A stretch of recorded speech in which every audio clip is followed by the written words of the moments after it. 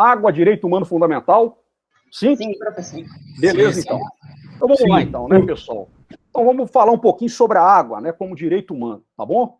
Bom, a água, né, pessoal, é representada por essa molécula, né, 2 átomos de hidrogênio, 1 de oxigênio, né, você vê aí esse ângulo entre, né, formado aí, né, por essa configuração, né, e essa característica da água, né, você tem lá um estabelecimento de ponte de hidrogênio entre uma molécula e outra, e essas pontes de hidrogênio depois elas vão, né, formar o agregado que caracteriza a água enquanto substância, né. É muito interessante, pessoal, por quê?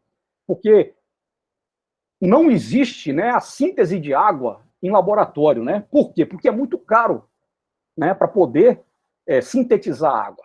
Para você sintetizar água, você teria que lançar a mão de petróleo para tirar dali o hidrogênio, isolar e juntar com oxigênio. Então é interessante, né, cara, que a água, essa molécula tão simples, né, de 3 átomos somente, mas ela não pode ser sintetizada. Por quê? Elevadíssimo custo, né? Então é por isso que a gente tem esses enormes problemas relacionados com a água. Muito bem. As propriedades da água são únicas, né? E ela se deve, né, a essa estrutura atômica que ela tem, as ligações químicas que ela possui, né? E as características que ela tem nos estados físicos, né? Sólido, líquido e vapor ou gasoso, né? Essa bipolaridade que se tem, né? Essa questão da água ser uma molécula polar, ela vai implicar o quê? Justamente nessa possibilidade da associação, aquilo que a gente falou das pontes de hidrogênio, né? E aí isso faz com que a água, ela seja o quê? Ela seja considerada um solvente universal. Por quê? Porque ela tem a capacidade de dissolver outras substâncias, né? E também aí de estar sempre participando de processos bioquímicos, né? A importância da água para a vida, ela é enorme, né? Haja visto que nenhum processo metabólico ocorre sem ação direta ou indireta da água. A água, então, está direto, né, nessa situação aí da vida, né, sejam vegetais, animais, né? E ela regula também o quê, né? O metabolismo dos ecossistemas aquáticos, né? Você tem aí a questão da variação da temperatura da água, né? Aquela questão né, quando a água solidifica, a densidade dela diminui, você tem a possibilidade de congelar a superfície dos lagos. Isso é uma coisa genial da natureza, né? E você tem aí, então, essa importância que ela tem, então, para esses ecossistemas, né? Considerando as características dela, bióticas e as propriedades químicas. Tá bom?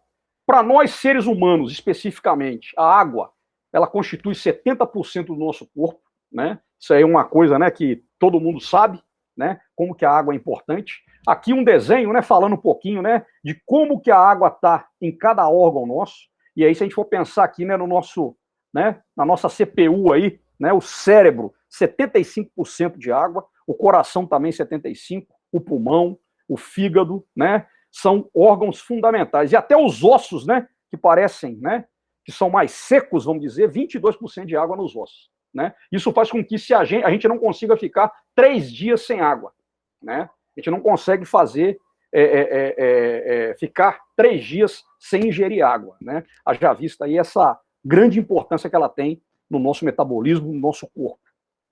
Certo? Bom, o que acontece aqui? Estudos, né, dizem que para atender às necessidades básicas de uma pessoa são necessários 110 litros de água por dia, né? Então, para banho, para beber, para descarga, para escovar dente, para lavar roupa, para lavar louça, né? Você tem aí essa possibilidade, essa demanda de 110 litros de água por dia, por pessoa, né? E aqui a gente tem um pouco da distribuição da água no mundo, né? O planeta Terra é o planeta água, já diria lá a música de Guilherme Arantes, né? Mas nós temos aqui essa questão que é o fato de que 97,5% da água disponível no planeta Terra é água salgada, né? É água do mar, né? Apenas 2,5% é água doce, que está onde? Está nas geleiras, nas calotas polares e no formato, né? Está no formato de gelo e no formato líquido, nos rios e nas reservas subterrâneas. Então, olha lá, desses 2,5% aqui, 68,9% são as calotas polares e o gelo, e 31,10% é a água doce líquida, né? Essa água doce líquida, 96% dela está em reservas subterrâneas, lençóis freáticos, aquíferos, né? E apenas 4% está disponível superficialmente em rios, em lagos, né? e outros reservatórios aí superficiais de água. Tá certo? Então esse é o quadro, né? É o quadro da água, né? Isso esse dado ele é sempre alarmante, né, cara, quando a gente pensa nessa questão aí, tá certo? Bom, aqui a gente tem uma distribuição da água, né, no mundo, né? A gente nota o quê? Que é desigual essa distribuição da água no mundo, né? Um continente como o continente asiático, que tem aí 60% da população mundial, tem somente 36% da água disponível, né, água potável do mundo, né? Mas a gente observa aqui, né, cara, que tem países, por exemplo, né, que tem pouca ou nenhuma escassez de água, outros com grande escassez, né, aqui a Arábia Saudita, por exemplo, né, onde existem grandes projetos de dessalinização de água, né, aqui regiões aqui do deserto ali chinês, ali da Mongólia, né, aqui na Austrália também, regiões, o norte da África, né, e aí é interessante quando a gente pega aqui o continente africano, ó, que aparece o quê? Escassez econômica de água, né? O que significa escassez econômica de água? Esse termo aqui, ó, para a parte em amarelo aí desse mapa. Quer dizer o quê? Que os caras não têm dinheiro para quê? Para explorar os recursos hídricos deles. Olha que coisa, né, cara? Lembrando que a África, ela tem o quê? Ela tem aí uma grande quantidade de rios, né? Mas olha só, os caras não têm condições, o quê? De explorar esses recursos hídricos, né? Então isso aí é uma outra coisa, né, interessante, né? E esse dado aqui, ele é recente, né? Princípio do século XXI, né? Essa conjuntura colocada, tá? Em relação ao Brasil, o nosso país, ele tem a maior reserva de água doce do mundo, tá bom? A bacia do Rio Amazonas, né? Lá está 20% das águas doces superficiais do planeta, né? Então isso aí é muito, né? É muita coisa, né? Lembrando lá atrás, né? Ó, olha lá, lembrando aqui, ó, desse cara aqui, ó. Né? Então, desses 4% aqui, 20% está no Brasil, meu brother. 20% está aqui no Brasil. Né? E no nosso território, nós temos os maiores aquíferos da Terra, né? Que é o aquífero Guarani, que está ali no sul, né? Que é um aquífero que faz divisa ali com a Argentina, com outros países ali, né? Uruguai também. E temos também o Alter do Chão, que é um aquífero que está aqui já na região aqui, o quê? Norte, né? Pegando ali uma pontinha sul aí, né, o meu prezado Jefferson aí, do Amapá, entrando aí pelo Pará e o Amazonas. Então aqui eu tenho o Alter do Chão, que é um aquífero grande, e o aquífero Guarani, né? Muito falado, muito famoso, tá bom? São 2 reservatórios de água subterrânea, tá bom? Muito bem. Bom, uma coisa aqui, né, um dado aqui importante sobre o consumo de água no Brasil, que para cada 100 litros de água tratada produzida no Brasil, 72 litros vão para agricultura e pecuária, né? Isso aí vai dar mais ou menos uns 12, né, uns 70%. 12% vai para a indústria e mineração e 4%, tá? Aqui ficou meio, né, para o uso doméstico, né? Aí eu coloquei doméstico e comercial, mas aí você teria essa questão aí, né? Somando isso tudo aqui vai dar o quê? Vai dar 88, né? 12% estaria aí na fase aí de desperdício e alguma coisa assim, tá? Mas esse seria um quadro, né? Em que a gente nota o quê? Que a agricultura e pecuária, ela é um grande sumidouro, né? De água, tá? E aí a gente vê essa questão aí, né, a respeito dessa situação, né, da água. O que acontece? Né, uma discussão, né, importante em relação à agropecuária, né? Ela é fundamental, né, inclusive no estágio de desenvolvimento do nosso país, né, que é um país extremamente atrasado, né, e que exporta commodity, né? Mas é preocupante por quê? Porque essa água usada na agricultura, ela volta para os aquíferos e para os rios poluída, devido ao quê? Agrotóxico, essa coisa toda, né? Então eu acho o seguinte, né? O que aqui não é o caso de demonizar a questão da agropecuária, mas só de fazer essa reflexão, né, sobre a qualidade da água que é mandada. E aí um dado interessante, né, até desse site aqui chamado Water Footprint, né, que é da pegada hídrica, né, que é o seguinte, cara, que 1 quilo de soja consome 1.800 litros de água. Olha que coisa, né, cara? Aqui eu estou pegando aqui da principal commodity brasileira junto com o minério de ferro. Então, por exemplo, um país igual a China, né, que é o grande parceiro comercial do Brasil, mais especificamente para a soja. E nós mandamos soja para a China para quê? Para alimentar os porcos da China. A China, ela importa água né, de uma maneira assim extraordinária, né? Através de quê? Através da importação da soja, que é uma commodity, né, que não agrega valor, tanto valor para a nossa economia, né? Nossa economia é baseada em quê? É baseada em commodity, no setor primário, né? E os desdobramentos que esse setor primário tem também na sociedade como um todo. Mas a gente muitas vezes se pergunta, por exemplo, hoje, né? Está um absurdo a questão de se comprar um computador, um celular, aquela coisa toda. Por que é tão caro no Brasil isso tudo, né? Porque nós somos um país o quê? Que a base da economia é o quê? É commodity. Né? Nós não produzimos microchip, nós não produzimos computador, né? Nós não produzimos tecnologia. Então, por ser um país atrasado, é aquela velha história, né? Infelizmente, a nossa relação é relação colonial. Igual os índios, infelizmente, que em troca de espelhos e miçangas, eles davam o quê? O pau-brasil para os portugueses. Vocês estão entendendo como é que é? Então, essa relação é complicada. Então, essa reflexão a respeito, né, da soja, quando a gente coloca a soja aqui, é justamente sobre isso, né? A gente privilegia uma exportação, né? A maioria dessas exportações, elas não são tarifadas, né, porque existe um grande lobby pelo setor latifundiário brasileiro para não taxar essas exportações, e aí vive-se aquela ideia de que o agro é pop, agro é isso, agro é tudo, né? E, na verdade, a gente sabe que o sistema que é a base do atraso brasileiro, né, o fato do Brasil ser um país semicolonial e semifeudal está justamente na questão do latifúndio e tudo mais. Muito bem. Bom, a água, pessoal, é um bem essencial da vida, tá? Não tem jeito, aquilo que a gente falou, a gente não fica 3 dias sem beber água, não tem jeito, nós não ficamos 3 dias sem beber água, tá? E é um direito que tem que estar e está no mesmo patamar que o direito à vida e à saúde. Tá? O direito à água é uma coisa fundamental, né? E aí eu já falei, não é possível sobreviver 3 dias sem água. Então a ideia é colocar, pessoal, né, um objeto de estudo de vocês, seja o colega que vai fazer análise lá de um afluente do Rio Paraíba do Sul, ou o colega que vai avaliar as inundações do Rio Muriaé, ou do Rio Paraíba do Sul, ou do Rio Carangola, ou do Rio Pomba, seja colega que por meio de um drone vai medir a questão da concentração da água, o nosso objeto de estudo, o que é que ele é? Ele é a água, né? E a água, pessoal, ela é fundamental.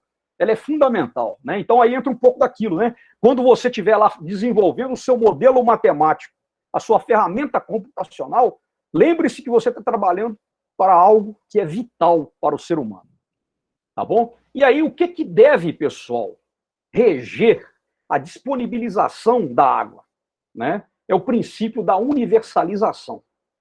Então a água, ela é um bem essencial da vida e a água deve ser universalizada, tá? E aí entra esse ponto, né? Esse ponto principal do nosso papo de hoje, que é justamente isso, né? A água enquanto direito humano fundamental, né? E para que ela atinja essa questão de ser um direito humano fundamental, ela deve ser universalizada, tá bom? Então vamos lá, né? Bom, a Declaração Universal dos Direitos do Homem, né? Logo depois da Segunda Guerra Mundial, aquela tragédia, a tragédia da Segunda Guerra Mundial, né? O homem, né, se reuniu, né, as lideranças do mundo e falaram: vamos aqui organizar, né, fazer uma organização das Nações Unidas para evitar que isso se repita. Infelizmente, né, gente, as guerras continuam acontecendo, né? As guerras são, ela não tem como existir, né, esse sistema que a gente vive sem guerra, né? Infelizmente, elas estão aí, né? Não tivemos uma guerra, né, em escala global, em escala mundial, né? Estamos aí há um tempo bom sem ter uma grande guerra, né? Mas a gente vê que nuvens escuras se apresentam no horizonte, né? Muitas vezes. E a tensão é muito grande, né? Entre as potências, né, armamentistas, né? Embora hoje a gente tenha 2 potências econômicas, nós temos potências também que detêm aí de armamento, né, mais pesado. Mas essa Declaração Universal dos Direitos do Homem, ela surgiu justamente depois da Segunda Guerra Mundial, no bojo de construção da ONU, e foi proposta por um secretário-geral da ONU, que era um canadense, né? E ela diz o seguinte, que todo homem tem direito à vida, à liberdade e à segurança pessoal, todo homem tem direito a um padrão de vida capaz de assegurar a si e a sua família saúde e bem-estar, inclusive alimentação, vestuário, habitação, cuidados médicos e os serviços sociais indispensáveis e o direito à segurança em caso de desemprego, doença, invalidez, viuvez, velhice ou outros casos de perda de meios de subsistência em circunstâncias fora de controle. Tá? Então a gente vê, né, essa Declaração Universal dos Direitos do Homem, né, que é os direitos humanos materializados aqui, né, e a gente vê aí a luta, né, por direitos humanos, né, e infelizmente, algumas vezes, essa luta, né, aí, como diz aqui, por alimentação, por emprego, né, e por assistência social, né, é uma luta que deve andar também paralela com as outras lutas, né, que são as lutas das minorias, né, e tudo mais. Isso aí é fundamental, né, porque a pessoa, antes de ser minoria, ela é homem, ela é mulher, ela tem a necessidade alimentar, entendeu? Então eu sou uma pessoa, por exemplo, que eu vejo muito os direitos humanos sob essa ótica, né, e a ótica também do quê? De que a luta pelos direitos humanos é uma luta social e uma luta entre classes também. É uma luta entre classes. Tem gente que fala que a luta pelos direitos humanos substituiu a luta de classe. Isso aí foi dito até por uma pessoa que é uma liderança aí, né, aí, da política brasileira. Eu discordo totalmente, né? A gente tem que garantir para cada ser humano o quê? Alimentação, vestuário, habitação, cuidado com saúde, né? E infelizmente a gente vê que cada vez mais pessoas estão sendo excluídas disso. Muito bem. E aí o que acontece, né? Surgiram também aí, com base nisso, algumas legislações. Aí eu vou falar um pouquinho sobre algumas constituições e legislações sobre a água, né? Por exemplo, né, o caso da Bolívia é muito interessante, porque na Bolívia, no princípio do século XXI, 2000 e pouco, houve um grande movimento ali na região de La Paz, né, na região de Ilame, né, que foi justamente contra uma empresa que havia o quê? Que é uma empresa, né, uma transnacional, né, ligada lá a Suez, Vivendi, né, porque eles têm vários nomes, cada país eles encontram um nome diferente, mas a sede é sempre a mesma. E aí o que acontecia? O povo boliviano estava sofrendo muito, né, com a questão da escassez de água e por causa desse monopólio dessa empresa privada. Então o que aconteceu na Bolívia? O povo, né, lutou, o povo promoveu ações enormes de mobilização e conseguiram tirar essa empresa, né, do controle dos mananciais bolivianos e da distribuição de água. E a partir de então, quando eles fizeram a Constituição em 2009, foi estabelecido o quê? Que toda pessoa tem direito ao acesso universal e equitativo à água potável, tá? Então aí eu estou colocando essa questão ali, né? É uma Constituição aí que tem aí 12 anos da Bolívia, mas foi fruto de quê? Por que a Bolívia colocou isso lá na sua Constituição? Por causa da mobilização do povo. Então, na verdade, o que eles fizeram, que eles colocaram para correr uma transnacional, né, uma corporação multinacional que queria o monopólio da água e que estava com o monopólio da água, tá? No Equador também, né, em 2008 foi promulgada uma Constituição que dispõe o quê? Que o direito humano à água ele é irrenunciável e fundamental e essencial para a vida. Então, eu estou colocando isso por quê? Porque na nossa Constituição Federal, a Constituição da República Federativa do Brasil, né, que foi promulgada no dia 5 de outubro de 1988, e que pôs fim aí, né, no caso 1988, você tinha aí 25 anos, né, depois, né, foi 4 anos depois que caiu aí, no caso, a ditadura militar no Brasil, houve uma Assembleia Constituinte e esse texto foi aprovado, né, justamente como sendo a fundação da nova República, né, da nova República, né, da República do Brasil depois de passado o período aí de 21 anos de ditadura. Mas a Constituição brasileira de 88, ela não inclui a água como direito fundamental, tá? E aí a água não está na Constituição como está na Bolívia, como está no Equador. E aí tem aqui esse estudioso, né, que é um jurista chamado Barbosa, que ele propõe uma alteração no artigo 6º da Constituição Federal, tá? Que passaria a ter a seguinte redação, garantindo o direito fundamental da pessoa humana à água, né? E aí, no bojo do artigo 6º, que fala dos direitos sociais, você teria lá, então, são direitos sociais a educação, a saúde, o trabalho, a moradia, a água, o lazer, a segurança, a previdência, a assistência aos desamparados, na forma dessa Constituição, tá?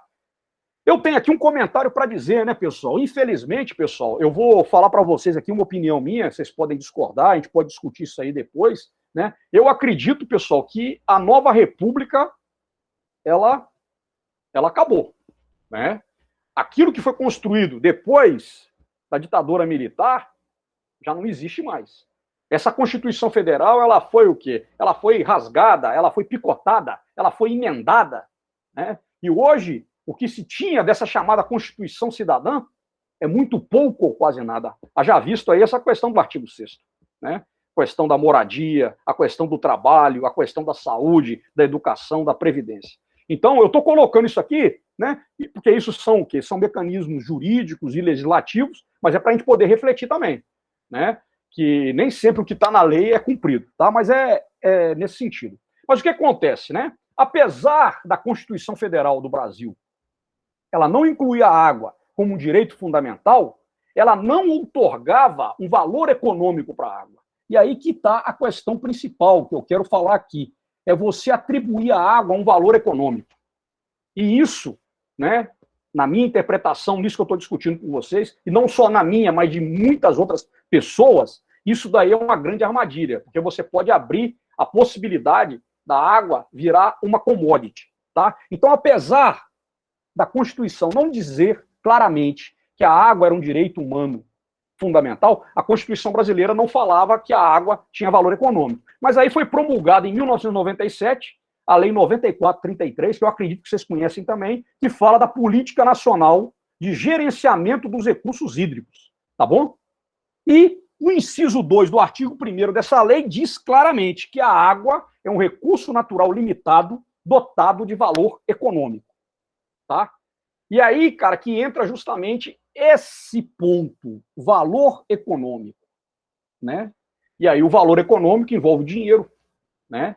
E talvez aquele princípio, né, que a gente falou lá sobre a universalização pode ficar em risco diante disso, tá bom? Então essa legislação ela pode tornar a água uma commodity, tá? Então esse é um ponto, né, que levanta já aí, né, uma primeira polêmica aqui nesse papo que a gente está falando. Muito bem. Essa lei, que é a Política Nacional de Gerenciamento de Recursos Hídricos, ela estabeleceu as chamadas agências de água, né? Então nós temos aqui a agência maior do Brasil, que é a ANA, que é a Agência Nacional de Águas, né? Que aparentemente ela está imune à política partidária, né? Mas, na verdade, quando você vai analisar a composição, a gente vai ver o quê? Que tem pessoas ali que estão envolvidas com interesses de grandes corporações, os chamados usuários, né? Então, você pega, por exemplo, né, a Política Nacional de Gerenciamento de Recursos Hídricos estabeleceu ali comitês de bacia, as agências reguladoras de água, aquela coisa toda, né? Mas você tem ali uma representatividade, que eu coloco entre aspas, mas essa representatividade, né, nem sempre ela é igual, né? Por quê? Porque ali tem pessoas relacionadas, né, diretamente envolvidas com interesses de grandes corporações multinacionais, tem ONGs que se apresentam de forma despretensiosa, mas que podem ser instrumentos dessas corporações transnacionais e de governos estrangeiros, né? Isso aí, cara, né, é público e notório. Muitas ONGs aí, né, que fazem a luta ambiental, quem financia ela são governos estrangeiros, grandes empresas multinacionais, e aí é aquela coisa, né, cara? Quem paga a banda escolhe a música, né? Como diria aquele velho ditado. Estão entendendo o que eu estou falando? E você tem o quê? Que essas chamadas agências de águas, elas, na verdade, elas vêm o quê? Para substituir os governos na gestão das águas, tá? Então, eu tenho uma visão, né? As agências aí foi criada, Agência Nacional de Transportes, Agência Nacional do Petróleo, Agência Nacional da Aviação, Agência Nacional das Águas, né? E aí isso aí foi no bojo lá desse ano de 97, em que o gerente de turno do Brasil era Fernando Henrique Cardoso, né? E isso vem num bojo aí, num processo aí de avanço das políticas neoliberais do Brasil, que não foram revertidas durante os governos ditos de esquerda desse país, né? Certo? Muito bem. E aí o que acontece aqui, né? Então aqui a gente tem aqui já uma situação, né, que já apresenta uma preocupação com essa questão da água se tornar uma mercadoria. Tá certo? Bom, um outro documento que é importante, que é de 1992, é ali muito ali perto daquela questão da Rio 92, com uma grande conferência sobre o meio ambiente, é a Declaração Universal dos Direitos da Água, tá bom?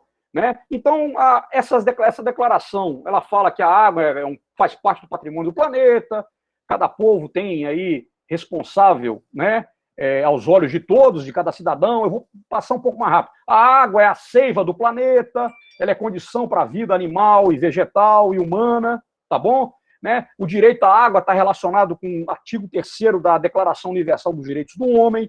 O artigo 3º, os recursos naturais de transformação da água em água potável, eles são lentos, são frágeis e muito limitados, né? E assim a água deve ser manipulada de forma racional, com precaução e parcimônia, né? O quarto, o equilíbrio e o futuro do nosso planeta vão depender da preservação da água, né? Então você tem um preâmbulo, né, que é senso comum, o artigo 5º, né? A água não é somente uma herança dos nossos predecessores, é sobretudo, né, a questão com as gerações futuras. Então, nos 5 primeiros artigos, essa Declaração Universal dos Direitos da Água, ela vai o quê? Ela vai apresentar pontos que já são bastante discutidos e, de certa forma, são consensuais da importância da água, tá bom? Quando a gente pega o artigo 6º, né, ele diz o seguinte, que a água não é uma doação gratuita da natureza, ela tem um valor econômico. Então, nós temos aqui o documento falando que a água tem um valor econômico, tá bom? E ela precisa saber que ela é, algumas vezes, rara, dispendiosa e que pode muito bem escassear em qualquer região do mundo, né? Então, nesse artigo aqui já tem uma declaração do valor econômico da água, né? O que pode tornar a água o quê? Uma mercadoria. Certo?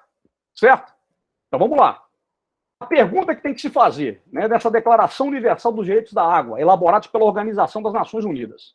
Por que um órgão como a ONU faz uma declaração como essa, que pode ter um sentido ambíguo e ambivalente? E pode favorecer a especulação econômica. Estão entendendo? Então, aqui eu estou colocando aqui esse artigo 6º em xeque, né? Certo? Vamos lá.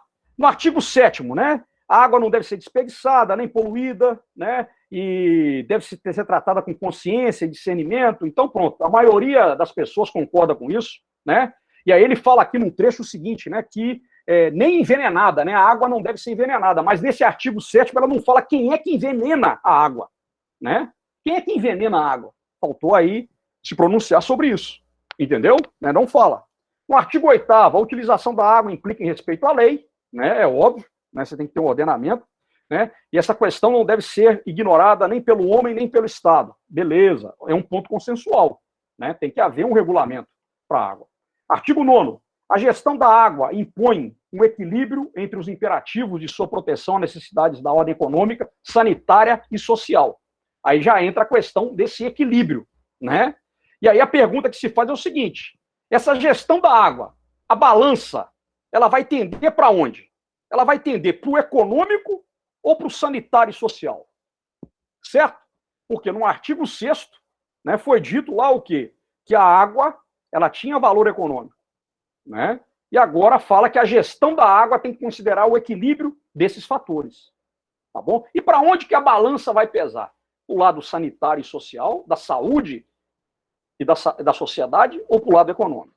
O artigo 10º, né, fala... Diga, diga. Dentro dessa declaração da ONU aí, tem alguma coisa relacionada a momentos de guerra, por exemplo, que ambos os países em combate devem evitar esse envenenamento e tal, para diminuir a capacidade do exército inimigo, esse tipo de situação, por exemplo?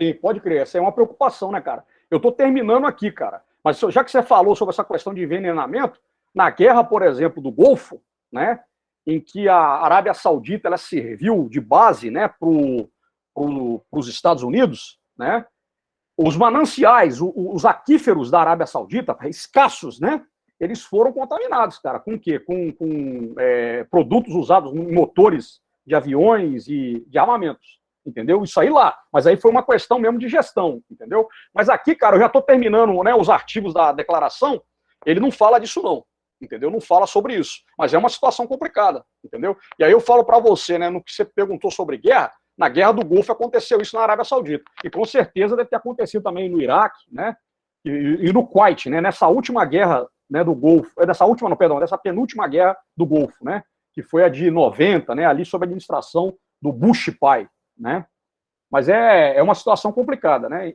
E aí o artigo 10º, o que ele diz? O planejamento da gestão da água deve levar em conta a solidariedade e o consenso em razão de sua distribuição desigual sobre a terra. Entra um pouco nisso que você falou, a questão de países. Né? E aí a pergunta que se faz é o seguinte, a gestão da água seria internacional? Né? E isso aí estaria acima dos interesses soberanos de uma nação? Né? A gente sabe, por exemplo, que naquela região ali da Palestina e de Israel, um dos grandes motivos ali daquela expansão, né, dos colonos israelenses, né, sobre as terras da Palestina é devido à questão da escassez de água. Entendeu como é que é? Né? Então a sua pergunta ela é interessante, cara. A água ela é justamente um fator aí, cara, né, complicado, né? E se avizinha como, né, da mesma forma que hoje nós temos a guerra do petróleo, né? A gente espera que não haja guerra no futuro por causa de água. Muito bem. Bom, passados 30 anos dessa declaração, né, quase 30 anos dessa declaração, a declaração é de 92, o que a gente observa? A gente observa um avanço das corporações transnacionais que estão assumindo mananciais, e aí leia-se, né, a cidade de São Lourenço, lá no sul de Minas, né, é uma cidade em que a Nestlé Vivendi adquiriu as fontes, os mananciais de água, engarrafa essa água, né? Isso aí é uma coisa absurda, cara, né? A grande riqueza da região é justamente o quê? A água, as instâncias hidrominerais, que tem caráter, inclusive, de curar, né, e terapêuticos. E hoje o que está acontecendo? Devido a essa sanha de engarrafamento de água, devido a essa sanha de uma corporação transnacional, a cidade está perdendo o quê? A sua grande fonte de renda, inclusive, porque tem uma rede hoteleira lá extraordinária, não sei se vocês conhecem, infelizmente eu não conheço, né? Mas ali a rede hoteleira gira em torno da água. E aí, o que aconteceu? Houve a privatização dos mananciais da água, foi comprado pela empresa, né, Nestlé Vivendi, né, que é uma das grandes transnacionais desse setor, e hoje em dia a água está escasseando. Várias fontes já secaram, tá? E aí o que acontece? Essas transnacionais, elas exploram a água de forma predatória, obtêm lucro, né? E o que faz com esse lucro? Manda para fora, né? E não respeita a comunidade local. Tá bom? Então aqui só um apanhado aqui sobre essa questão dessa Declaração Universal dos Direitos, né, da água. Em relação à escassez de água, pessoal, nos últimos 50 anos, a população mundial triplicou.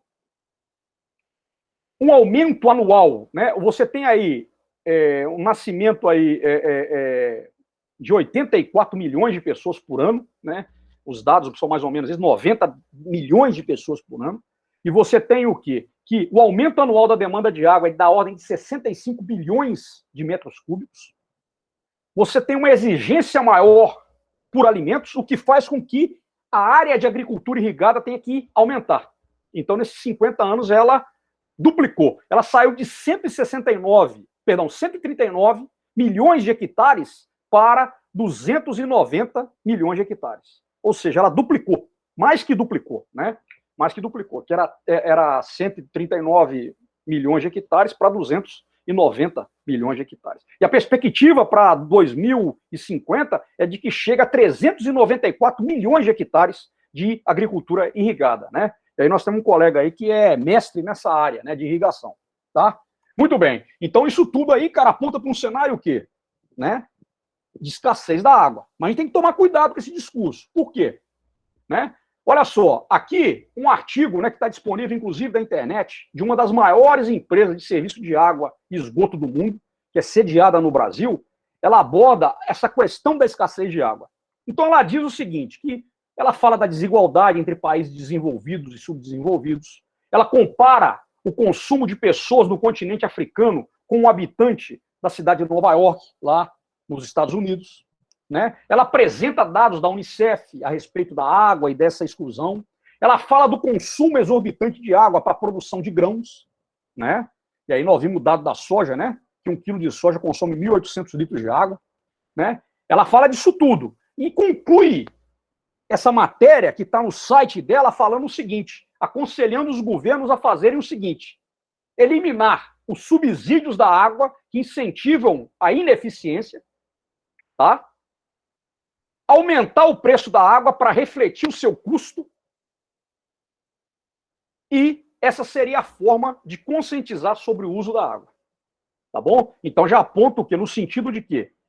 sob esse argumento de apresentar a problemática da escassez, defende que a água seja mercantilizada, se torne uma mercadoria. Vocês estão entendendo o que eu estou falando? Esse discurso, pessoal, da escassez, ele é repetido à exaustão, certo? E a gente tem que tomar cuidado, por quê? Porque esse discurso pode ser a porta de entrada para quê? Para fazer isso, que essa empresa, e eu falo uma das maiores empresas de saneamento e água do mundo, a sexta, se não me engano, ela faça esse discurso de quê? De aumentar o preço da água. Estão entendendo? Beleza, vamos seguir adiante. Uma reflexão para nós aí, tá? Uma reflexão. Experimente procurar água para beber gratuitamente nos centros das grandes cidades do Brasil. No shopping, bebedouro. Rapaz, ó, vocês que são de Campos aí, eu já fui naquele shopping aí, Boulevard. Não sei como é que é. A gente tá tendo uma cultura, né, cara, de não confiar muito em bebedouro. Mas isso aqui é uma pergunta, né? É raro você encontrar um bebedouro público, cara, no Brasil. Você beber água, o que você tem que fazer? Você vai comprar uma água engarrafada, de 500 ml, que está custando aí 4, 5 reais. Tá? Então, essa aqui é uma reflexão. Ó, uma coisa interessante, pessoal, né? Não sei se vocês lembram.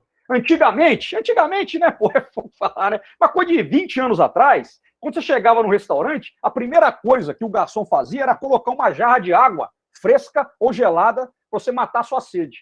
Isso aí bebendo, né? Tem até um restaurantezinho aí, cara, na 101, antes de Macaé, um restaurante de beira da estrada, que eu já parei indo para Macaé com um motorista aqui do IF, que sabe onde tem comida boa, que aí é interessante que assim, é um restaurantezinho bem simples, mas com a comida assim extraordinária, né?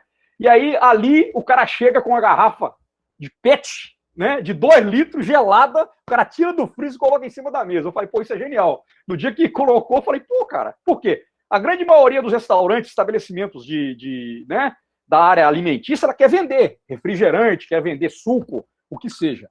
E aí é interessante que, pesquisando alguma imagem sobre isso, eu vi esse negócio aqui, pessoal, lá da terra de los hermanos argentinos, né, em que, na província de Santa Fé, né, eles criaram uma lei, a lei do direito às jarras de água, né? E aí, a partir dessa lei, é obrigatório, essa lei é de 2019, 4 de dezembro de 2019, é obrigatório aos restaurantes servir água potável de graça em todos os bares e restaurantes da província. E também, né, nos escritórios públicos, né? Então, achei genial, né? Lá na Argentina, eles se mobilizaram para aprovar uma lei. Porque hoje em dia isso não existe mais no Brasil. Eu falei aqui esse caso, né, que eu até achei assim, pô, achei diferente pra caramba, que foi esse restaurante que tem ali na 101, né, ali na passarela. A duplicação ficou até ruim, porque agora você só consegue no restaurante você ficar do lado sentido Macaé-Campos. Eu acho que não dá mais para ser no sentido Campos-Macaé, mas era um restaurante ali em que servia água. Né? Aí você teria que atravessar, tem uma passarela, perto de uma passarela, um negócio assim. Mas então, olha só, isso aqui é uma outra reflexão. A gente não vê mais isso em restaurante. Uma outra coisa. A maioria das residências, o filtro de barro se tornou um artigo em vias de extinção. Ele foi aposentado. Né? Então, você não vê mais filtro de barro. Eu não sei na casa de vocês. Eu aqui, pessoal, eu tinha filtro de barro até o dia em que eu fui pegar um copo de água, né? Eu pegava a água da torneira, colocava no filtro de barro e eu via água marrom. E quando eu abri o filtro, ele estava cheio de alga. A partir desse dia, meu irmão, eu parei de usar água que chega na minha torneira, fornecida pela companhia de água aqui, que serve o município de Itaperuna. Eu parei, entendeu? E aí o que acontece? Hoje, o que existe? Hoje nós temos aí os galões, né? Os filtros de barro foram substituídos por quem? Pelos galões de água, de 5, de 10 litros, né? Ou de 20 litros, né? Aqui na minha casa, né, sou eu, a minha companheira e mais meus 2 filhos, uma menina de 15 e um menino vai fazer 10 agora. Então, nós consumimos aqui por semana, cara, 4 galões de 20 litros de água, né? E aí eu, poxa, né? Felizmente, tô comprando. Compro uma água aqui, até que é de fazer uma propaganda aqui, de São João do Paraíso aqui, que é um distrito de Cambuci. Uma água até mais em conta. Mas, poxa, cara, e aí? As pessoas têm acesso a isso? Então, é uma reflexão. Vocês estão vendo? Isso aqui, o que é? Né? Não é ainda uma transnacional que está comercializando essa água aqui na região.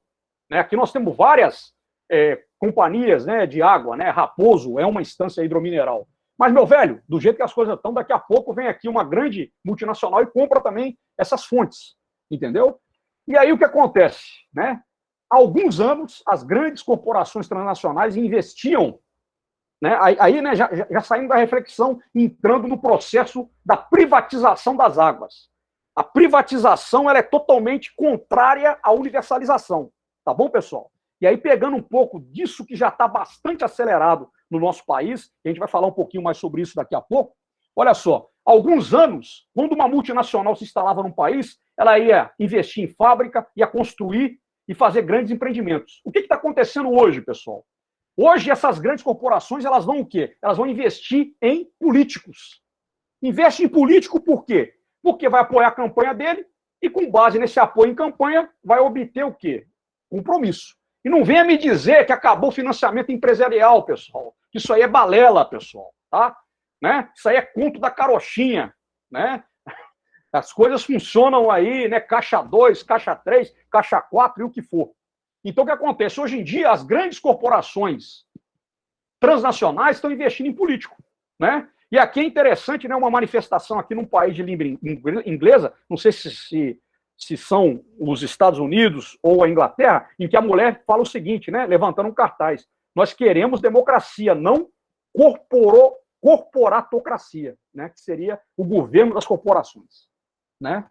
Então, isso está acontecendo. E essas corporações aí, elas costumam divulgar doutrinas, éticas, declarações em reuniões internacionais, e induzem os países a aceitarem acordos e assinar cartas de intenções, né, com as diretrizes que são muitas vezes prejudiciais ao povo desses países. Tá? Essas multinacionais, elas fazem, por que elas fazem esse jogo? Para quê? Para adquirir o controle de empresas que já estão prontas, que têm uma rentabilidade definida, né, principalmente as estatais, e que vai permitir o quê? O monopólio dela sobre uma atividade que é lucrativa. Exemplo, água, energia, metrô, transporte, e aí vai. Né? Então, o que acontece? Quando uma empresa ela é privatizada, no outro dia já está entrando dinheiro, cara, no caixa da empresa, que comprou, que ganhou a concessão, entre aspas. Tá? Essas corporações, então, também, elas vão aí incentivar muitas reuniões, cúpulas, né? Que tem pessoas lá sensatas, muitas vezes doutores, os doutores, né? Mas esses doutores recebem o quê? Salários pagos por essas corporações para quê? Para defender os seus interesses. Como, por exemplo, falar que a água vai acabar. Todo mundo tem que pagar pela água. Né? Isso aí é um mantra repetido. A água é cara. Olha lá, né? Eu falei, ó, o que mais? O governo não tem dinheiro, tem que atrair investimento privado para a questão da água. É outro mantra, repetido por economista, por técnicos, por doutores, por cientistas. O sistema privado é bom. Estatal não presta. Esse é o mantra repetido nessas reuniões, né?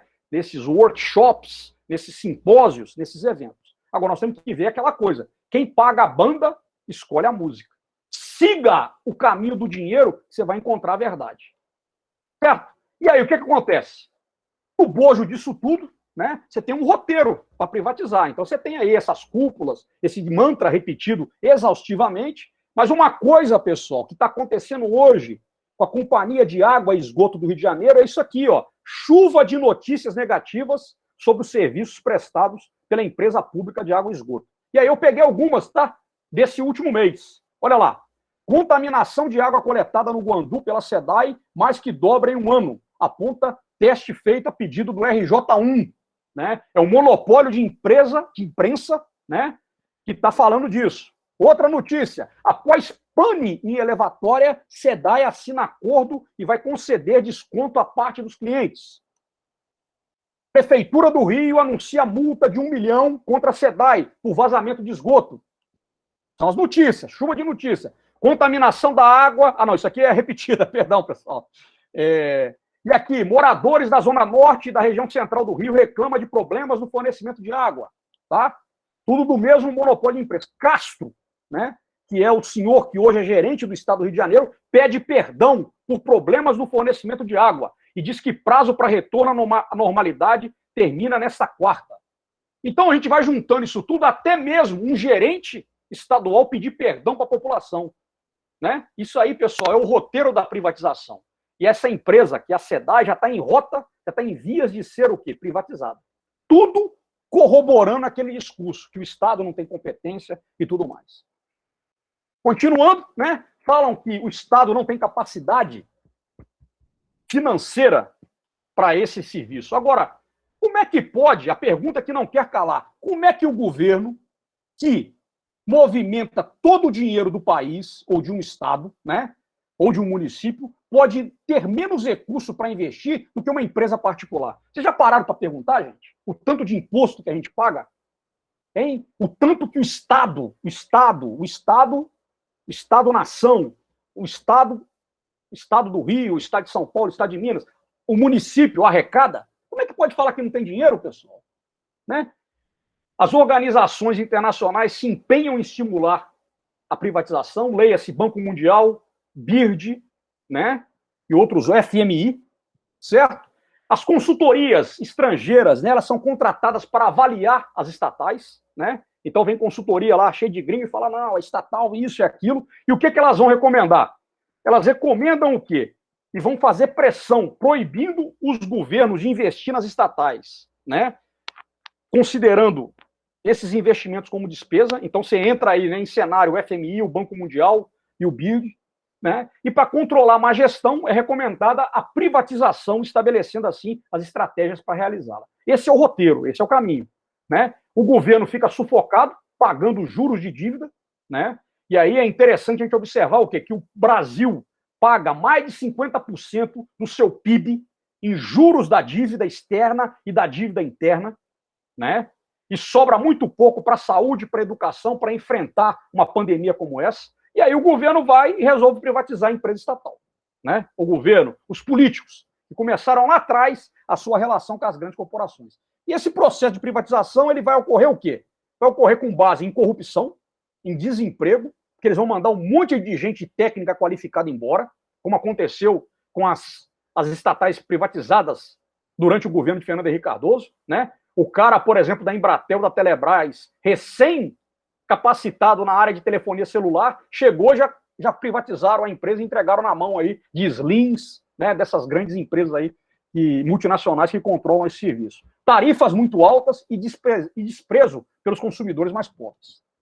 Um outro argumento que se usa em prol da privatização é de que existe uma concorrência de mercado, né? E aí fala que a concorrência traz eficiência, colocando na cabeça das pessoas que a privatização é uma maravilha.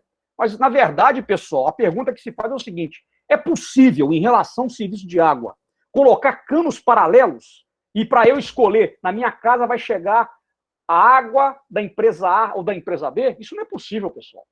A empresa, ela acaba tendo o quê? O monopólio da água, né? Porque não vai se investir em infraestrutura para cavar buraco e colocar 2, 3 canos para eu falar, não, eu quero aqui a água da empresa A, não, eu quero a água da empresa B, não, eu quero a água da empresa C. Então, essa questão de concorrência de mercado é uma grande balela. Isso não existe na prática. Tá bom? O que acontece? As multinacionais, as corporações transnacionais, elas vão se apoderar das nascentes, né? E podem, né, estabelecer o sistema de distribuição de água para quem tem dinheiro. E os pobres vão ficar aí sem condições de consumi-la, né? Alguns podem dizer, por exemplo, não é possível fazer com a água o mesmo que se faz com o petróleo. Mas olha só, pessoal, se você pegar a água, bombear de aquífero, você pode, inclusive, exportar essa água para outros países, tá? E pode ser distribuída no mundo todo. Então, nós podemos ter, cara, por exemplo, se um aquífero como o Guarani ou o Walter do Chão, ele for privatizado, você pode ter essa água indo para a Europa, indo para os Estados Unidos, indo para o Canadá, indo para a China, entendeu? Ela pode ir. Por quê? Você vai ter o mesmo esquema do petróleo. Então, não vamos pensar que isso não é possível, tá? A gente pode ficar sem petróleo. A gente tem o etanol, a gente tem o biogás. Agora, nós não podemos, cara, o quê? A gente não pode o quê? Prescindir da água. A água é imprescindível. A água é imprescindível. Tá certo, pessoal? A água é imprescindível. Tá bom? E aí o que acontece? Uma vez transformada em mercadoria, o que vai acontecer com a água? A água, ela pode ser comercializada em bolsas de valores, a preços que vão estar sendo manipulados para quê? Para que se obtenha o quê? O maior lucro possível. Tá bom? Bom, em alguns municípios em que a água é privatizada, o que se observou? Injeção de menos água no sistema, manobras com os registros regionais para ter rodízio entre os bairros, tá? Ou seja, se você põe abaixo o princípio da universalização. O que mais? Estabelecimento de coluna-água de pressão menor do que a demandada para atender as comunidades que vivem, por exemplo, em alto de morro, tá? E antes de realizar a instalação de água em uma rua, o que se existe? Existem estudos técnicos, né, para avaliar se é viável ou não o quê? A instalação daquela água aí. E aí eu me recordo de uma palestra que eu participei de um diretor de uma grande empresa de água e esgoto do estado de Minas Gerais, em que ele falou, assim, de que havia uma demanda de um povoado, né, um povoado na zona rural, por água encanada.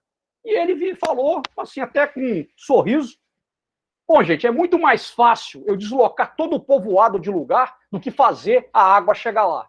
Então você imagina, né? E essa empresa, pessoal, era uma empresa dita de capital misto, com uma parte de participação estatal e uma parte de participação privada. Vocês imaginem o cúmulo do absurdo, cara, né? De você ouvir isso de um diretor de uma empresa, né, que é responsável pela administração de um direito essencial do ser humano, que é a água. Muito bem. Em áreas que ocorrem inadimplência, o que pode acontecer? Você diminui o fluxo de água, né, para castigar quem não paga, né? E aí, meu velho, é o seguinte, se o cara... A água não pode ser cortada porque é um bem essencial, não deveria ser cortada. Mas se você pode fazer isso, você corta o fluxo de água e aí você vai penalizar aquele que está devendo e aquele que não está devendo, quem está pagando regularmente as suas contas, né? E você tem o quê? Aquela velha questão que nós falamos. As corporações transnacionais, elas não investem um centavo na produção, elas ocupam o que já está pronto, pegam estação de tratamento de água, estação de tratamento de esgoto, escritório, prédios, imóveis, né? A rede de distribuição que já está feita, né? Diminuem os custos da forma que podem, né? E o que acontece? Ela obriga aquele funcionário que não for demitido a quê? A se submeter a um regime de trabalho aí injusto, né? Beirando a semi-escravidão, por quê? Porque o cara não quer perder um emprego, tá? Custo baixo quer dizer o quê? Mais lucro para os acionistas dessas grandes corporações. Tá bom? Bom, e aí essas privatizações, né, recebem o nome de concessão, que vão durar 30 anos, né? As corporações, né, elas vão aí, como eu já falei, pegam aí pedágios, pegam estradas com pedágio, metrô, água, energia, que são serviços que a pessoa não pode deixar de consumir, né? Mesmo que seja com preços abusivos, né? E aí, uma solução, pessoal, para a privatização é algo que já existe em muitas cidades do Brasil, tá? Que é justamente a gestão comunitária das águas. O que vem a ser isso? É o estabelecimento do serviço autônomo de água e esgoto, né? Eu, por exemplo, vivi em Viçosa durante 15 anos e lá em Viçosa existe um SAAI, que é um Serviço Autônomo de Água e Esgoto. O que é o SAAI? É uma empresa, né, municipal, é uma autarquia municipal, em que o corpo técnico dela todo ele é concursado. E aí eu lembro, cara, né, que havia ali estabelecimento de várias estações de tratamento de esgoto. Eu acredito que o SAAI está a pleno vapor ainda, tem algum tempo que eu não acompanho, né? Mas você tem o quê? Essa empresa pública, né, uma autarquia municipal, que ela é o quê? É a própria comunidade que está ali acompanhando. Entendeu como é que é?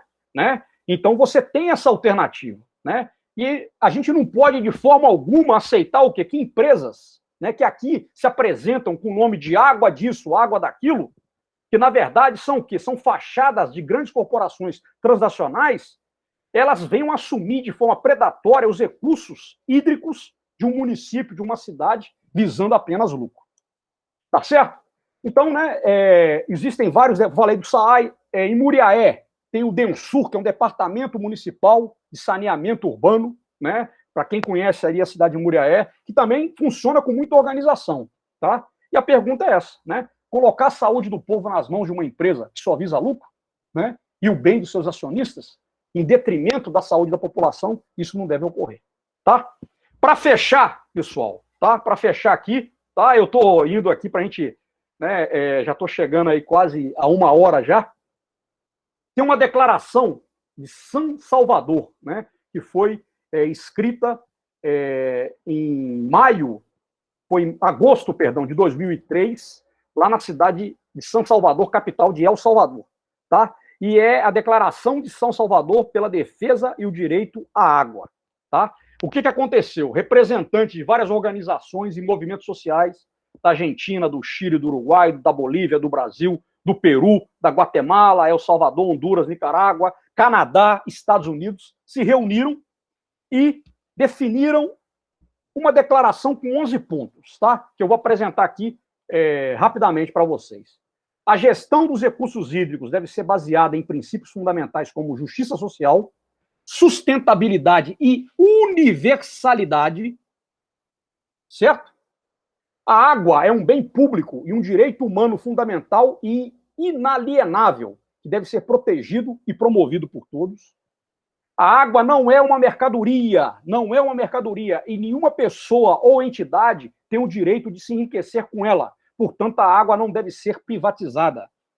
A água deve ser protegida de todas as atividades humanas poluentes, especialmente a mineração, os processos industriais e agroindustriais. E a proteção dos sistemas ecológicos e a gestão integral do recurso são imperativas.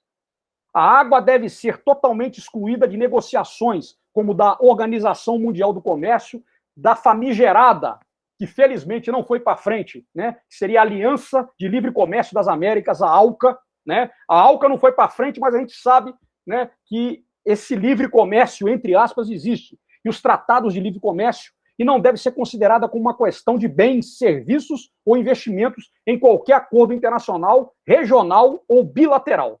Por isso, denunciamos, rejeitamos e nos mobilizamos contra a pretensão de incluir seu tratamento na próxima cúpula da OMC em Cancún. Então, estava às vésperas de uma cúpula da Organização Mundial do Comércio na cidade de Cancún, no México.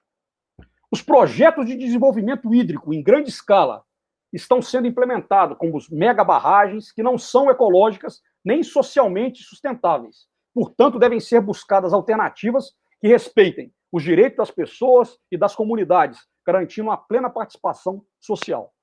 Reconhecendo a desigualdade existente entre homens e mulheres no acesso, na gestão e nos direitos em relação aos recursos hídricos e água potável, uma política e práticas devem ser desenvolvidas para eliminar as desigualdades de gênero. Um futuro com disponibilidade segura de água depende do reconhecimento, respeito e proteção dos direitos das populações indígenas, camponesas e pesqueiras e seus conhecimentos tradicionais, né? Aí muito a ver aí com a região aí, né, de atuação do nosso doutorado. Exigimos que os sistemas públicos de água sejam protegidos, revitalizados e reforçados para que melhorem o seu nível de qualidade e eficiência. Em todas elas deve-se garantir a participação dos trabalhadores e da comunidade para democratizar a tomada de decisões, garantir transparência e prestação de contas. No caso dos sistemas de abastecimento de água urbanos e rurais comunitários, devem ser formuladas e implementadas políticas públicas que apoiem o desenvolvimento e a sustentabilidade econômica, social e ambiental desses projetos, respeitando a autonomia e os direitos das comunidades. Rejeitamos as condições impostas pelos organismos financeiros internacionais para a concessão de empréstimos destinados à gestão da água, violando a soberania dos nossos povos. Então, essa é uma declaração, né, que vai muito ao encontro, né, da água enquanto direito essencial à vida, direito fundamental do homem, do ser humano, da mulher, do homem, tá? E também no sentido de que o princípio que deve reger a disponibilidade de água é a universalização e não a privatização. Uma última reflexão: a gente pode admitir que, sendo essencial, a água tenha dono? É justo haver um dono das águas? Tá bom? Muito obrigado. Tá bom, pessoal? E aí, aqui um pouquinho, né, das referências, né, com destaque para esse livro aqui, que é Água, a Luta do Século, tá? Que é de um médico chamado Rui Nogueira, tá? É muito interessante, muito bom, né, e que ele ajudou, contribuiu muito para essa palestra. Tá bom, pessoal? Ô, gente, eu falei aqui, fui aí tentei ser o mais direto possível, tá bom? Bom, estamos aí aberto aí se vocês quiserem fazer alguma ponderação, quiserem discordar, isso aí é importante, tá? Professor, não concordei, isso aqui é fundamental, tá? Nós temos que parar, pessoal, deixa eu falar uma coisa para vocês. Nós temos que parar com aquela coisa do tipo assim, nós vamos concordar com tudo. Nós estamos aqui para discutir.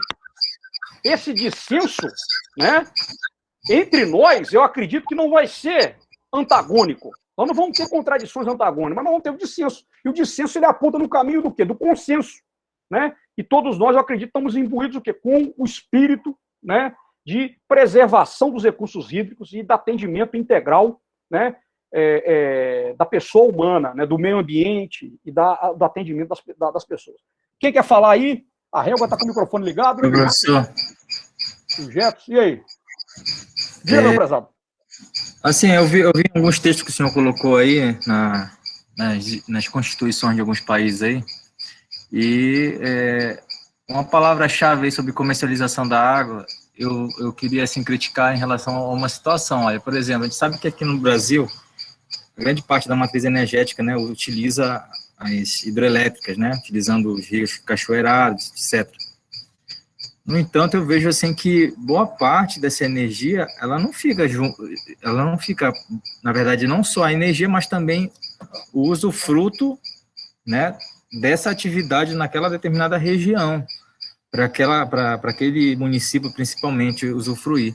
Porque assim, se ela não é negociável, né, se ela não deve ser comercializada, né, de certa forma, assim, as hidrelétricas, elas utilizam, na verdade, a energia cinética da quantidade de água que está naquele determinado município, naquela determinada região, para usar e vender para outra região. Então, de certa forma, ela não está comercializando diretamente a água, mas está usando ela para comercializar outro produto, para gerar outro produto. Então, assim, eu acredito que faltaria também um artigo a ser colocado na nossa grande República Federativa, também deixar esse custo, né, para esses municípios onde é gerada essa energia, também, né, porque, por exemplo, até hoje a comunidade aqui, ela não sabe por que a gente não recebe essa energia que é fornecida para o sudeste do país, para o sul, e aqui a gente viveu um apagão, por exemplo. Sim, sabe? Eu vivi um apagão no Amapá com várias hidrelétricas aí, né? Exato, é uma coisa ilógica, entendeu? Não dá para simplesmente entender isso.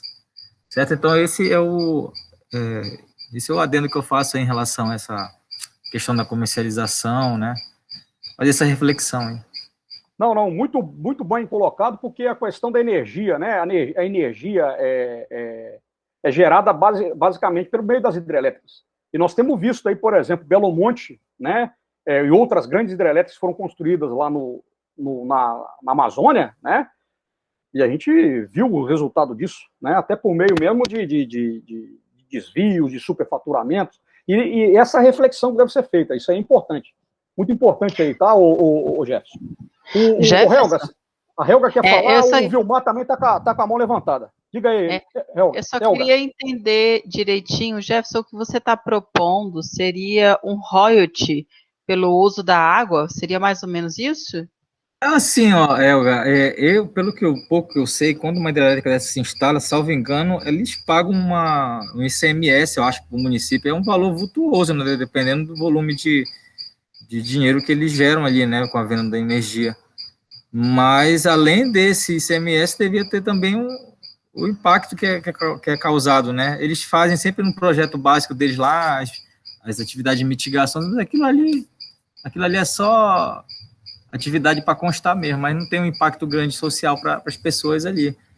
Por exemplo, agora que isso refletiu nesse apagão aí, todo mundo sentiu a porrada, entendeu?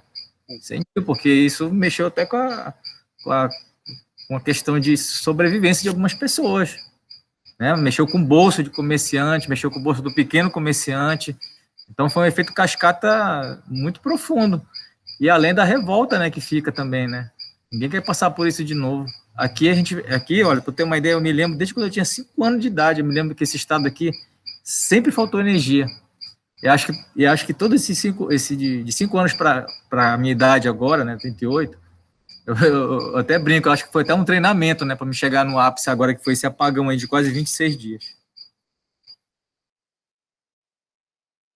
Esse é o ponto, né? Justamente o que acontece. A hidrelétrica, ela está sediada no local, mas a energia ela é investida em outro local, né? E aí o que acontece? Esse dinheiro ele vai para outros, né? Por conta dessa questão da redistribuição, né? Da distribuição da energia. Então, é um sistema, né, infelizmente, o Jefferson, em que quem manda é o dinheiro, é o lucro. Né? Mas é uma reflexão importante. Tá? Esse ponto também é um ponto que vale a pena ser abordado. Esse assunto, pessoal, da questão da água, né, é até um tema que eu estou estudando, né? Então, essa questão que é uma coisa muito interessante, quem sabe eu não vou ter aí até futuros doutorandos aí com esse tema, com essa temática, né, do direito fundamental. E aí, porque é multifacetado, né? Você tem a questão da água para consumo, você tem a questão da água para irrigação, mas você tem a questão energética da água também, né? Que aí o Brasil, 70% da eletricidade brasileira é gerada era gerada, né, até aquele apagão de 2012, por meio de hidroeletricidade. Hoje está na faixa de 65 a 60. Mas é uma imponderação interessante. Ô, Vilmar, você quer falar, Vilmar? Diga aí, meu velho. Sim, professor.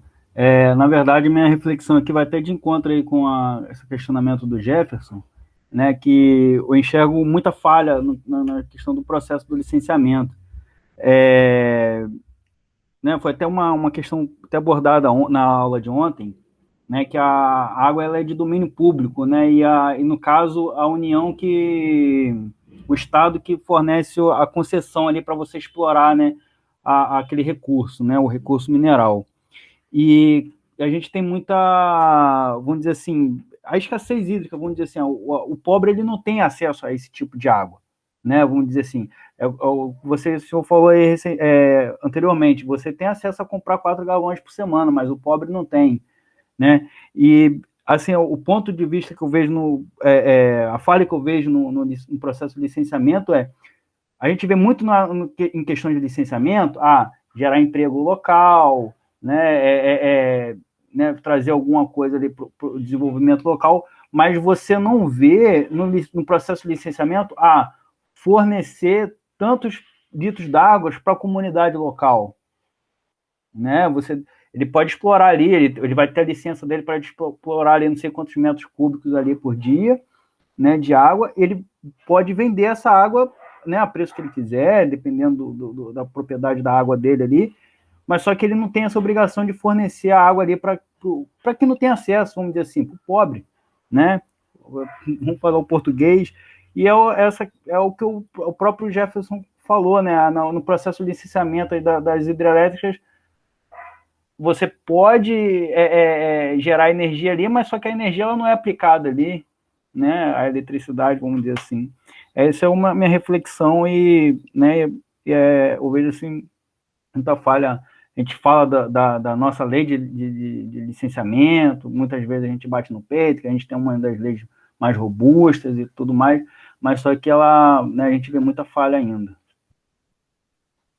Pode crer, Vilmar. Pode crer. Ô, Helga, quer falar, Helga? Quero fazer uma complementação rápida. Com relação à questão da água, e que o Vilmar falou que as regiões mais pobres elas ficam sem acesso e tal. Porque no nosso país, a gente tem mania de não planejar, né? A gente, dentro dos governos, a gente tem ferramentas que são feitas exatamente para esse planejamento. Uma delas é o plano diretor, né, que é aí para você fazer o planejamento do município para os próximos 10 anos, e a gente vê ainda uma participação muito restrita e muito pequena, inclusive da população, e principalmente da população pobre, né, economicamente vulnerável. A gente tem o plano plurianual, que é feito para os próximos 4 anos, onde também coloca as diretrizes de governo para toda a área, e você vê uma participação pequena e muitas vezes feito só para cumprir legalmente e sem essa preocupação maior de realmente estar atendendo a população com uma política pública de qualidade, né? Com certeza existem esses mecanismos, né, Helga, e você lembrou bem.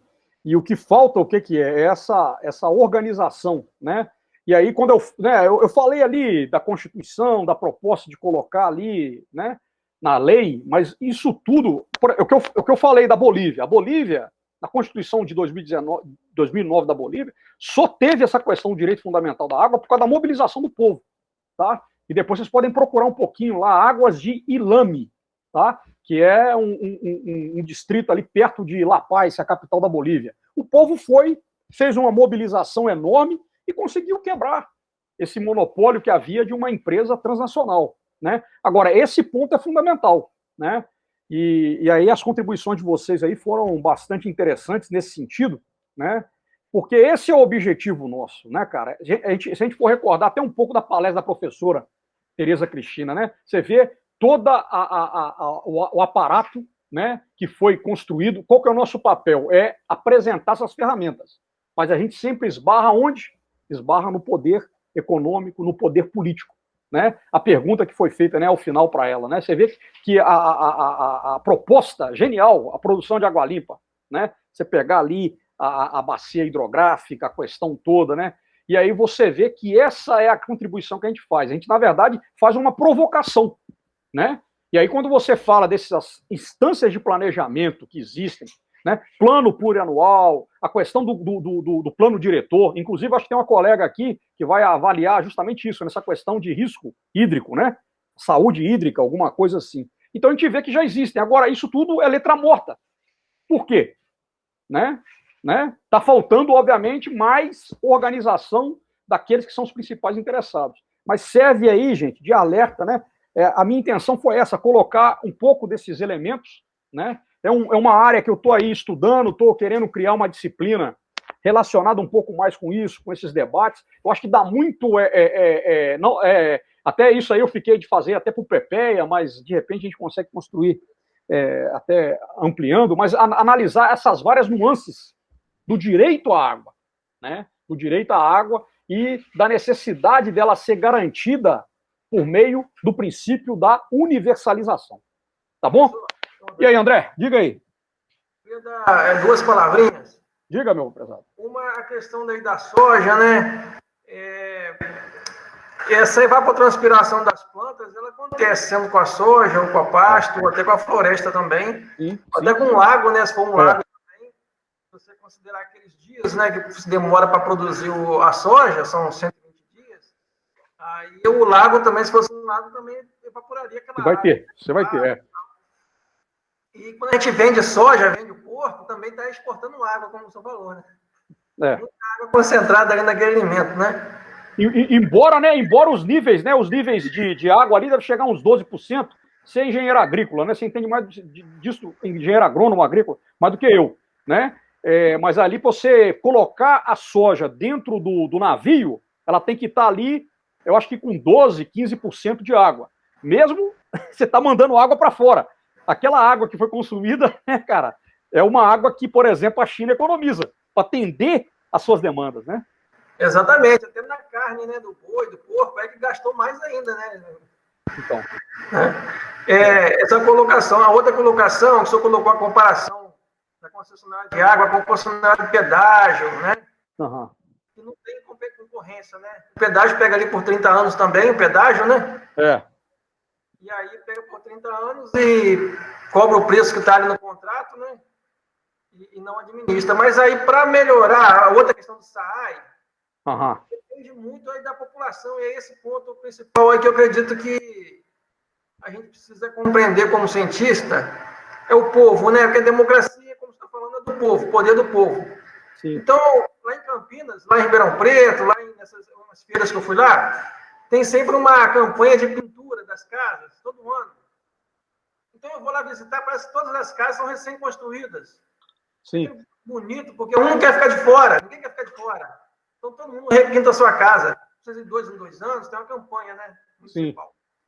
Já aqui, por exemplo, no meu município,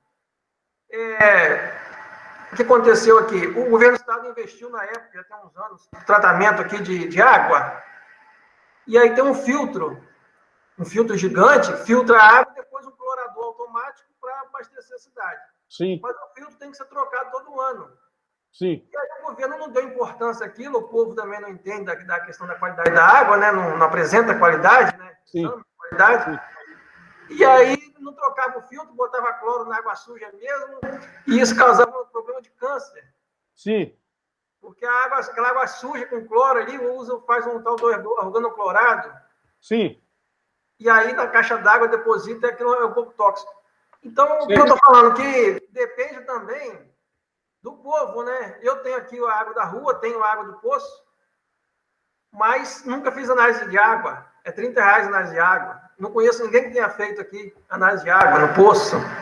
Né? Nós temos aí um colega aí que fez análise no município próximo aqui, em vários poços. Mas é R$30 a análise de água, mas não conheço ninguém que tenha feito. Então, vem da cultura do povo também, né? É isso que eu queria falar. Esse problema é um problema, né, André, que tem a ver com a educação, né, cara? Né? E com a conscientização, né? A gente vê que muitas vezes é essa dificuldade que a gente esbarra, né? Essa questão cultural, né? E muitas vezes condenar o povo à ignorância é tudo que, né, a classe dominante quer, que o povo, né, seja ignorante justamente para não correr atrás dessa reivindicação, como foi o levantamento que você colocou da Helga e tudo mais, né? Mas muito interessante isso aí que você falou, né? E eu vejo que tudo isso, cara, a base disso é o conhecimento.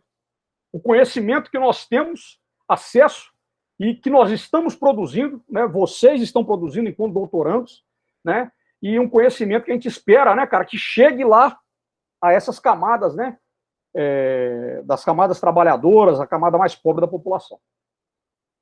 Muito bem. E aí, alguém mais quer falar alguma coisa? A Thaís colocou aqui que ela vai avaliar a pobreza hídrica e o plano diretor, né? Que vai muito aí ao encontro aí do que a Helga falou, sobre os mecanismos que existem municipais.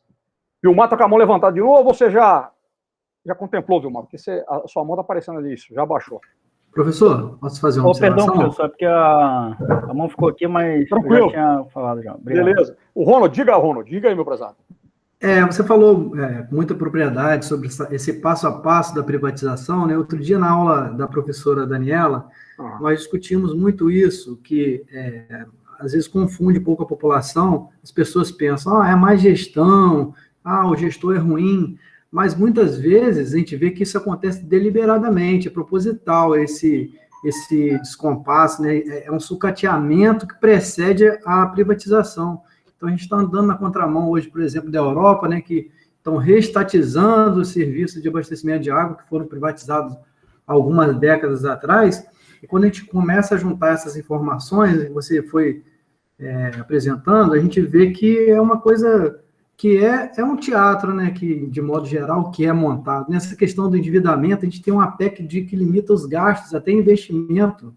Então, aí o Estado não tem recursos para investir. Como que o Estado não tem recursos para investir? A gente acaba indo para a questão econômica, né, que é muito importante, porque criam-se uma situação hoje que né, a gente tem um gasto com juros de dívida, né, que uma estrutura toda montada que favorece o rentismo e o Estado não tem capacidade de investimento.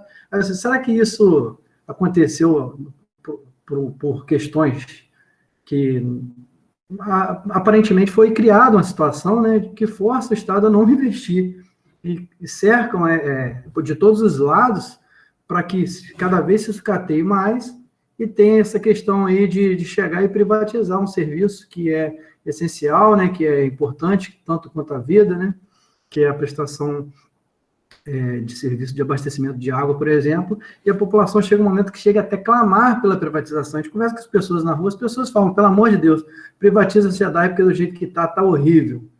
É uma situação muito complicada mesmo. Esse é o roteiro, né, cara? Esse é o roteiro que está aí. E nós estamos aí diante desse processo, né? A gente vê que esse processo de sucateamento ele é lento, né, cara? Ele vai vindo, né? E aí segue sempre o mesmo roteiro, né? É o roteiro de uma consultoria, não é possível, e as pessoas começam, né? Aqui mesmo no meu bairro aqui, pessoa que mora na parte mais alta ficou 15 dias sem água, cara. Entendeu? E aí eu conversava, falei, olha só, né? Isso aí tudo faz parte de uma campanha, né? De sucateamento. E é aquela coisa, né, cara? Onde o dinheiro fala, a verdade cala. Né? É um outro ditado aí que é muito usado, entendeu? Mas o ponto principal é esse, né? Infelizmente, todo um patrimônio, né, construído, né? Essa falta, por exemplo, de segurança em beber uma água, né, que acontece, que faz com que a gente compre uma água engarrafada, né, de uma fonte, né? Que a gente também, né, nem tem tanta certeza da pureza, aquela coisa toda, é fruto, né, desse descrédito, né? Mas isso está acontecendo, cara, com outras entidades, né, públicas também, né, que deveriam prestar um serviço para nós, né, a partir do pagamento dos nossos impostos, a gente vê aí como que as coisas estão complicadas. Mas é importante essa reflexão, tá? Muito bem. Alguém mais quer falar? E aí, pessoal? Tá? A ideia aqui é isso, é trocar essa ideia, vocês colocarem a opinião, discordarem, né, o que eu falei, o dissenso ele é importante, né, também. Né, porque aí é daí que vem. Né, eu espero que a postura de vocês, quando virem um seminário de um colega, virar, e aí, cara, eu não entendi aqui aquele cálculo ali, aquela equação, por que aquilo quer dizer aquilo? E isso, de forma alguma, é um desrespeito. Isso, na verdade, é a construção do conhecimento. Tá, gente? Ela tem que... É assim que flui a ciência. Entendeu? É assim que flui o processo, né, de construção do conhecimento. Tá? Então, vocês fiquem à vontade para participar. A intenção desse seminário é justamente trazer elementos para reflexão. Tá? E o meu objetivo, em particular, foi justamente colocar isso. Né? Você vai estar trabalhando lá com uma tecnologia de ponta, com um simulador, você vai estar programando, mas por trás de cada código, de cada linha, né, de algoritmo, vai estar esse direito fundamental, que eu espero que tenha sido assimilado, né, de certa forma por vocês. Tá bom? Bom, ninguém mais vai falar? Então, pessoal, podemos aí terminar?